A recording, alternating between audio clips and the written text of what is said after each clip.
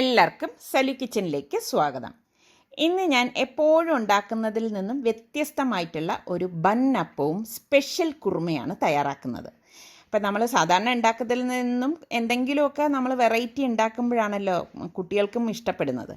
അപ്പം നമുക്കിതെങ്ങനെയാണ് തയ്യാറാക്കുന്നതെന്ന് നോക്കാം. ഇന്നത്തെ നമ്മളുടെ 5:30-ക്കുള്ള പ്രഭാതമാണ് ഈ കാണുന്നത്. നല്ല രസമുള്ള ആകാശം കേട്ടോ. മേഘങ്ങളൊക്കെ ഇങ്ങനെ ഈ ഒരു ആഷ് കളറിലാണ് ഇരിക്കുന്നത്. കാണാൻ നല്ല ഭംഗിയുണ്ട്. ഈ അപ്പം തയ്യാറാക്കാൻ വേണ്ടി ഞാനിവിടെ ഒരു ബൗളിലേക്ക് 2 കപ്പ് പച്ചരി ഇട്ട് കൊടുക്കുകയാണ്. പച്ചരിക്ക് പകരം നിങ്ങൾക്ക് ഇഡ്ഡലി അരി ഉണ്ടെങ്കിൽ അത് ഇട്ട് കൊടുത്താലും മതി. ഇതോടൊപ്പം തന്നെ 1 ടീസ്പൂണോളം ഉലുവയും കൂടി ഇട്ടിട്ട് നന്നായിട്ടൊന്ന് കഴുകിയിട്ട് കുറച്ചധികം വെള്ളം ഒഴിച്ചിട്ട് ഒരു 2 മണിക്കൂർ കുതിരാനായിട്ട് വെക്കും. അപ്പോൾ 2 മണിക്കൂറൊക്കെ ഇത് കുതിർന്ന് കിട്ടിയാൽ മതി കേട്ടോ. അപ്പോൾ ഞാൻ ഇതിപ്പോൾ വെള്ളം ഒഴിച്ച് വെച്ചിട്ടുണ്ട്. ഇതിപ്പോൾ ഞാൻ അടച്ച് മാറ്റി വെക്കുവാണ്. അപ്പം നമ്മൾ അരി അരയ്ക്കുന്നതിന് ഒരു 10 മിനിറ്റ് മുമ്പ് അവലൊന്ന് കുതിർത്തെടുക്കണം. അപ്പം നമ്മൾ അരി എടുത്ത അതേ കപ്പിൽ തന്നെയാണ് ഞാനിവിടെ 1 കപ്പ് അവലെടുത്തിരിക്കുന്നത്. ഞാനിവിടെ മട്ട അവലാണ് എടുത്തിരിക്കുന്നത്. നിങ്ങൾക്ക് ഇഷ്ടമുള്ള അവലെടുക്കാം. വൈറ്റ് ആണെങ്കിൽ വൈറ്റ് എടുക്കാം. അപ്പോൾ അതേ ഒരു ബൗളിലേക്ക് ഇട്ട് കൊടുക്കുകയാണ്. അവലെടുത്ത അതേ കപ്പിൽ തന്നെ ഞാനിവിടെ 1 കപ്പ് വെള്ളം എടുത്തിട്ടുണ്ട്. അപ്പോൾ ഇത് ഈ അവലിലേക്ക് ഒഴിച്ചിട്ട് ഒന്ന് കുതിർത്തെടുക്കാം.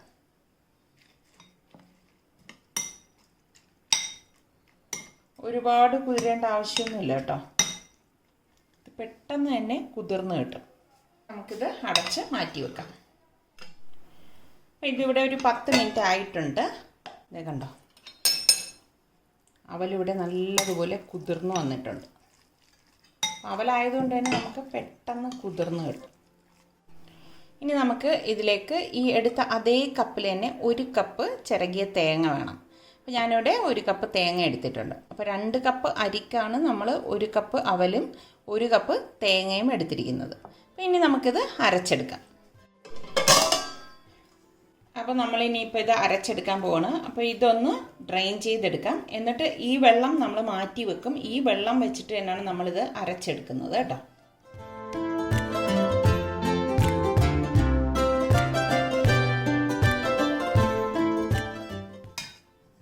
ഞാനിവിടെ വെള്ളം മാറ്റി വെച്ചിട്ടുണ്ട്. അപ്പം ഞാൻ എത്ര വെള്ളമാണ് ചേർക്കുന്നതെന്ന് അരയ്ക്കുന്ന സമയത്ത് പറഞ്ഞുതരാം. ഒറ്റ ബാച്ചിൽ നമുക്കിത് അരച്ചെടുക്കാൻ പറ്റത്തില്ല. അപ്പോൾ അതുകൊണ്ട് ഞാൻ എല്ലാം പകുതിയാക്കിയിട്ടാണ് ഇതിൽ 2 ബാച്ചായിട്ടാണ് ഇത് അരച്ചെടുക്കാൻ പോകുന്നത്.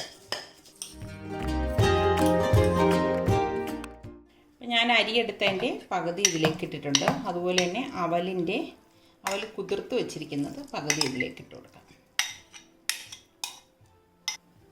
പിന്നെ നമുക്ക് ഈ തേങ്ങ ചിരകിയത് പകുതിയിലേക്ക് ഇട്ട് കൊടുക്കാം.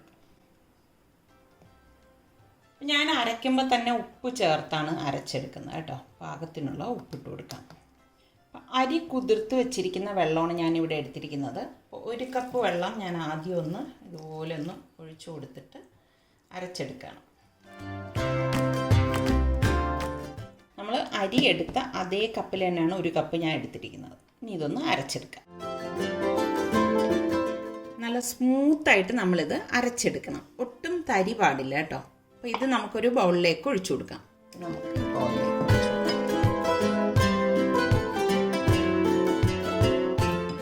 നമുക്ക് സെക്കൻഡ് ബാച്ച് അരച്ചെടുക്കാം. അപ്പോൾ ഇതിലേക്ക് ഇനി ഞാൻ ഉപ്പ് ചേർക്കുന്നില്ല. ഓൾറെഡി ഞാൻ ആദ്യം അരച്ച ബാച്ചിലേക്ക് ഉപ്പ് ചേർത്തിട്ടുണ്ടായിരുന്നു. നമ്മൾ ഈ അരി കുതിർത്ത വെള്ളത്തിൽ നിന്ന് ഞാനിപ്പോൾ ഇതിലേക്ക് ഒരു 3/4 കപ്പ് വെള്ളം ചേർത്തിട്ട് മാത്രമേ അരച്ചെടുക്കുന്നുള്ളൂ. 1 കപ്പ് ഫുള്ളായിട്ട് എടുക്കുന്നില്ല കേട്ടോ. ഇനി ഇത് അരച്ചെടുക്കാം. അപ്പം അരച്ചെടുക്കുമ്പോൾ പ്രത്യേകം ശ്രദ്ധിക്കേണ്ടത് വെള്ളം കൂടിപ്പോരുത് കേട്ടോ. അപ്പോൾ ഈ അരച്ച് വെച്ചിരിക്കുന്ന മാവ് നമുക്ക് കൈകൊണ്ട് നന്നായിട്ടൊന്ന് ഇളക്കിയെടുക്കണം. കൈ നന്നായിട്ടൊന്ന് കഴുകിയിട്ട് നല്ലതുപോലെ ഒന്ന് മിക്സ് ചെയ്ത് കൊടുക്കണം. നമ്മളിതിലേക്ക് പൊങ്ങാനായിട്ട് മറ്റൊന്നും ചേർത്തിട്ടില്ല. അതുകൊണ്ട് തന്നെ നല്ലതുപോലെ ഒരു 2-3 മിനിറ്റ് ഒന്ന് ഇളക്കി കൊടുക്കണം കേട്ടോ. നമ്മളിത് ദോശമാവിൻ്റെ പരുവത്തിലാണ് അരച്ചെടുക്കുന്നത്. ഇത് ഫെർമെൻ്റ് ആകുമ്പോഴേക്ക് കറക്റ്റ് പരുവായിക്കോളും കേട്ടോ. അപ്പോൾ ഇത് പൊങ്ങാനായിട്ട് ഒരു 8-9 മണിക്കൂറെങ്കിലും വേണം കേട്ടോ. അപ്പോൾ രാവിലെയാണ് നമ്മൾ ആട്ടി വെക്കുന്നതെങ്കിൽ വൈകുന്നേരം നമുക്കിത് ചുട്ടെടുക്കാം. അതല്ല വൈകുന്നേരം, അതായത് രാത്രി ആട്ടാണെങ്കിൽ രാവിലെ നമുക്കിത് തയ്യാറാക്കിയെടുക്കാം. അപ്പോൾ ഞാനിത് അടച്ച് ഒരു 8 മണിക്കൂർ മാറ്റി വെക്കുവാണ്. നമ്മളിപ്പോൾ മാവ് അരച്ച് വെച്ചിട്ട് 8 മണിക്കൂർ കഴിഞ്ഞിട്ടുണ്ട്. അപ്പോൾ നമുക്ക് അടപ്പ് മാറ്റി നോക്കാം. ഈ മാവൊക്കെ നല്ല പൊങ്ങി വന്നിട്ടുണ്ട്. അപ്പം ഇതിൻ്റെ ഒരു പത അടയാതെ പതുക്കെ ഒന്ന് ഇളക്കി കൊടുക്കണം.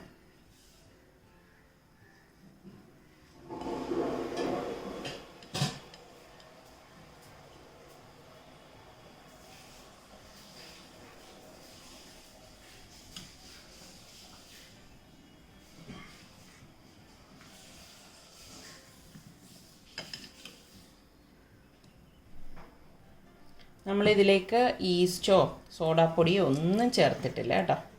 വേണ്ട, നല്ല ചൂടുള്ളത് കൊണ്ടാണ് നല്ലതുപോലെ ഇതാ പൊങ്ങി വന്നിരിക്കുന്നത്. ഇപ്പം നമ്മൾ അരച്ചതിൽ നിന്നും കുറച്ചുകൂടി കട്ടിയായിട്ടുണ്ട് കേട്ടോ.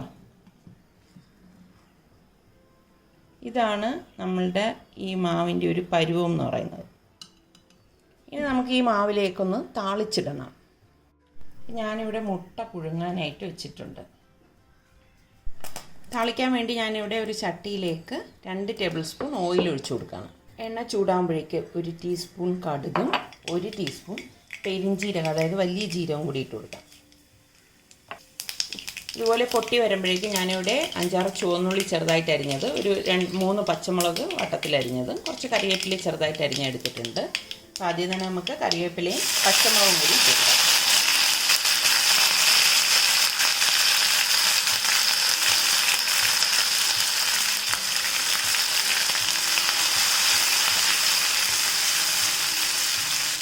പച്ചമുളകൊന്ന് മൂത്ത ശേഷമാണ് നമ്മൾ ഈ ചെറിയ ചുവന്നുള്ളിയിലേക്ക് ചേർത്ത് കൊടുക്കുന്നത്. നമുക്ക് ഈ ചുവന്നുള്ളി ഇട്ടിട്ട് ഇളക്കി കൊടുക്കാം.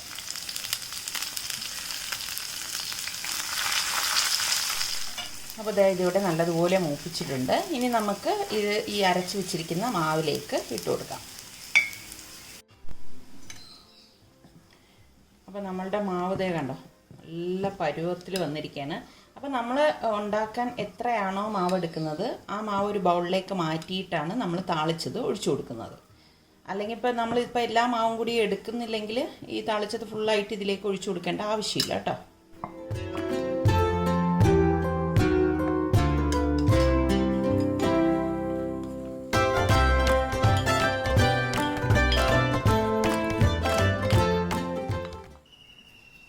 നമുക്കിത് ഇളക്കി കൊടുക്കാം.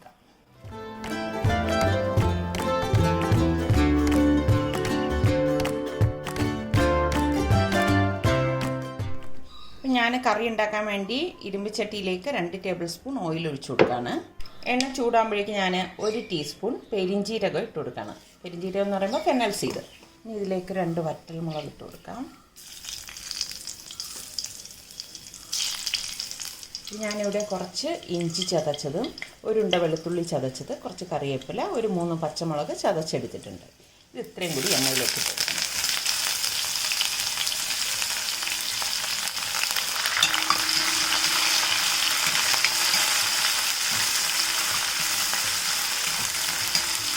ജസ്റ്റ് ഇതൊന്ന് മൂത്ത് വരട്ടെ.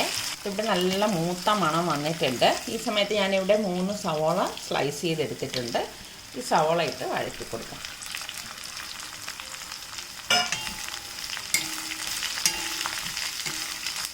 ഉള്ളിയൊക്കെ വഴണ്ടി വന്നിട്ടുണ്ട്. ഇനി നമുക്കിതിലേക്ക് മഞ്ഞൾപ്പൊടി ചേർത്ത് കൊടുക്കാം. 1 ടീസ്പൂൺ മഞ്ഞൾപ്പൊടി ഇട്ടിട്ട് അതൊന്ന് പച്ച മണം മാറത്തക്ക ആ ഒരു രീതിയിൽ വഴറ്റിയെടുക്കാം. മഞ്ഞൾപ്പൊടിയുടെ ആ ഒരു പച്ച ചുവയൊക്കെ മാറിയിട്ടുണ്ടാവും, അതായത് ആ ഒരു പച്ച മണം ഉണ്ടല്ലോ, അത് മാറുന്ന ആ ഒരു സമയത്ത് നമുക്ക് ഇതിലേക്ക് കുരുമുളക് കൂടി ഇട്ട് കൊടുക്കണം. ഓരോരുത്തരുടെ എരിവിന് പാകത്തിന് ഇട്ട് കൊടുത്താൽ മതി. ഞാനിവിടെ 3 ടീസ്പൂൺ കുരുമുളക് കൂടി ഇട്ട് കൊടുക്കുകയാണ്. ഇതിലേക്ക് നമ്മൾ മുളക് പൊടിയൊന്നും ചേർക്കത്തില്ല. വീണ്ടും ഇത് ഇളക്കി കൊടുക്കാം. 1-2 മിനിറ്റ് ഇതുപോലെ ഒന്ന് ഇളക്കി കൊടുക്കണം. ഇനി നമുക്കിതിലേക്ക് 1 ടീസ്പൂണോളം ഗരം മസാലപ്പൊടി ഇട്ട് കൊടുക്കാം. നമുക്കിതിലേക്ക് ഞാനിവിടെ 1 ദശക്കട്ടിയുള്ള ടൊമാറ്റോ എടുത്തിട്ടുണ്ട്. ഈ ടൊമാറ്റോയും കൂടി ഇട്ട് ഇളക്കി കൊടുക്കാം.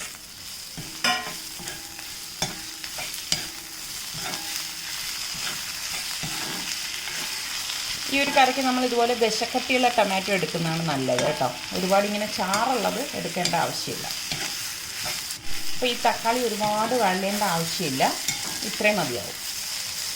ഇനി ഇതിലേക്ക് നമുക്ക് ഏകദേശം 1 കപ്പോളം തേങ്ങാപ്പാൽ ഞാൻ ഇവിടെ എടുത്തിട്ടുണ്ട്. അധികം കട്ടിയില്ലാത്ത തേങ്ങാപ്പാലാണ് ഞാനിവിടെ എടുത്തിരിക്കുന്നത്. അത് ഇതിലേക്ക് ഒഴിച്ചു കൊടുക്കാം. നന്നായിട്ടൊന്ന് ഇളക്കി കൊടുക്കണം. അപ്പോൾ കണ്ട കറിയുടെ ആ ഒരു കളറൊക്കെ മാറി വന്നിരിക്കുന്നത്. നമ്മൾ ഇതുവരെ ഇതിലേക്ക് ഉപ്പ് ചേർത്തിട്ടില്ല. ഈ സമയം നമുക്ക് പാകത്തിനുള്ള ഉപ്പിട്ട് കൊടുക്കാം.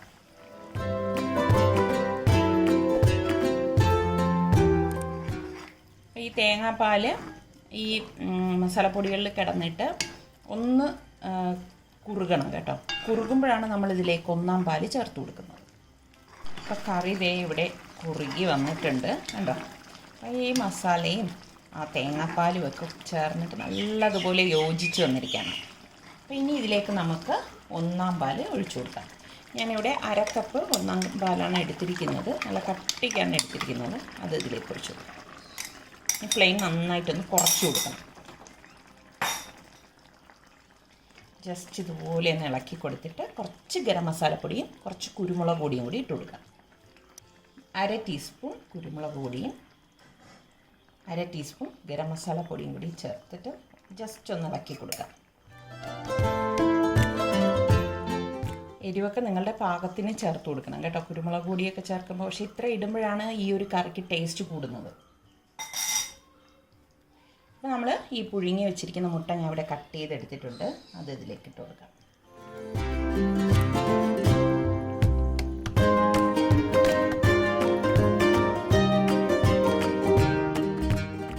ഞാൻ ഇനി ഗ്യാസ് ഓഫ് ചെയ്ത് കൊടുക്കുകയാണ്.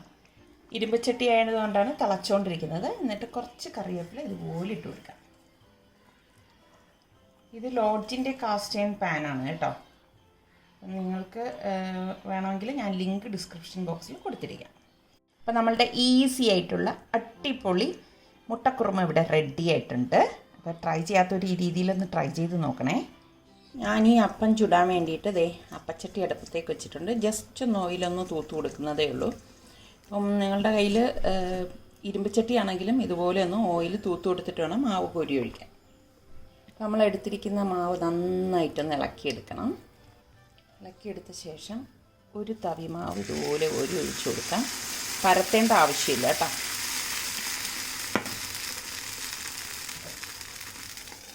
മൂടി വെച്ച് വേവിച്ചെടുക്കണം. ചട്ടി നന്നായിട്ട് ചൂടായ ശേഷം മാവ് കോരി ഒഴിച്ചിട്ട് ഫ്ലെയിം ഒന്ന് കുറച്ച് വെച്ചിട്ടാണ് റെഡിയാക്കി എടുക്കുന്നത്. അപ്പം നമ്മളുടെ ബൺ അപ്പം ഇവിടെ റെഡി ആയിട്ടുണ്ട്. അപ്പം നമുക്കിനി ഇത് ഒരു പ്ലേറ്റിലേക്ക് മാറ്റാം. അപ്പം ആദ്യം മാത്രം നമ്മളിതുപോലെ ഓയിലൊന്ന് തൂത്ത് കൊടുത്താൽ മതി കേട്ടോ. കണ്ടോ, വളരെ സോഫ്റ്റായിട്ടുള്ള നല്ല ഒരു ബണ്ണപ്പമാണ്. കണ്ടോ, ബണ്ണ് പോലെയല്ലേ ഇതിരിക്കുന്നത്. അപ്പോൾ അടുത്തത് നമുക്ക് ഇതുപോലെ തന്നെ മാവ് കോരി ഒഴിച്ച് ചുട്ടെടുക്കാം. ചട്ടി നന്നായി ചൂടായി കഴിയുമ്പോഴേക്ക് ഫ്ലെയിം ഒന്ന് കുറച്ച് കൊടുക്കണം കേട്ടോ. ഓരോ പ്രാവശ്യം ഇതുപോലെ ഇളക്കിയിട്ട് വേണം ഓരോ തവി മാവ് ഇതുപോലെ കോരി ഒഴിക്കാൻ. ചുറ്റിച്ചു കൊടുക്കുകയോ പരത്തി കൊടുക്കുകയോ ഒന്നും വേണ്ട. ഇത് നമ്മൾ സാധാരണ അപ്പം ഉണ്ടാക്കുന്നതിൽ നിന്നും കുറച്ച് ടൈം എടുക്കും കേട്ടോ. കാരണം ഇത് നമ്മൾ ഒരു പ്രാവശ്യമല്ലേ ഒരു തവി മാവാണ് കോരി ഒഴിക്കുന്നത്. അത് പതുക്കെ പൊന്തി വരണ്ടേ. അപ്പോൾ എല്ലായിടവും വേഗം വേണം. അതുകൊണ്ടാണ് കുറച്ച് ടൈം എടുക്കുന്നത്. ഓരോ ബണ്ണപ്പവും നമുക്കിതുപോലെ തന്നെ ചുട്ടെടുക്കാം. അതേ നല്ല സൂപ്പർ സോഫ്റ്റായിട്ടുള്ള ബണ്ണപ്പം ഇവിടെ റെഡി ആയിട്ടുണ്ട്. അത് കണ്ടോ, വളരെ പെട്ടെന്ന് തന്നെ നമുക്ക് തയ്യാറാക്കിയെടുക്കാൻ പറ്റുന്ന നല്ല ഒരു ബണ്ണപ്പവും അതുപോലെ തന്നെ മുട്ടക്കുറുമയും റെഡി ആയിട്ടുണ്ട്. അപ്പോൾ ഈ രീതിയിൽ ട്രൈ ചെയ്യാത്തവർ ട്രൈ ചെയ്ത് നോക്കാം.